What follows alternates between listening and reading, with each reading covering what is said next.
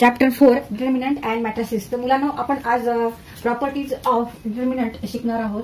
तर त्यामध्ये पहिली प्रॉपर्टी आहे the value of determinant remains unchanged if its rows are turn into columns.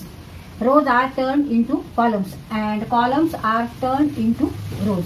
म्हणजे रोज टर्न केले कॉलम मध्ये किंवा कॉलम टर्न केले रोज मध्ये तरी सुद्धा त्याची जी व्हॅल्यू आहे डिटर्मिनंटची ती सेम राहणार आहे. समजा determinant A1 B1 C1 A2 B2 C2 A3 B3 आणि C3 अशा ह्याच्यात जर एलिमेंट्स असतील तर इथे आपण रोज टर्न टू कॉलम्स और कॉलम्स टर्न टू रोज म्हणजे रोज हे चं रूपांतर आपण कॉलम्स मध्ये करायचंय आणि कॉलम्सचं रूपांतर रोज मध्ये करायचंय.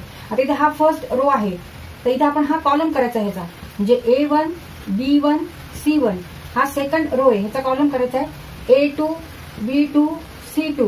Third row turn to third column A3 B3 C3. तर इथे आपण रोज कॉलम्स मध्ये त्याचा टर्न केले तरी सुद्धा ह्याची जर व्हॅल्यू जर आपण काढली तर it is equal to value of this determinant. म्हणजे दोन्हींची व्हॅल्यू दोन्हींची किंमत ही सारखीच येणार आहे.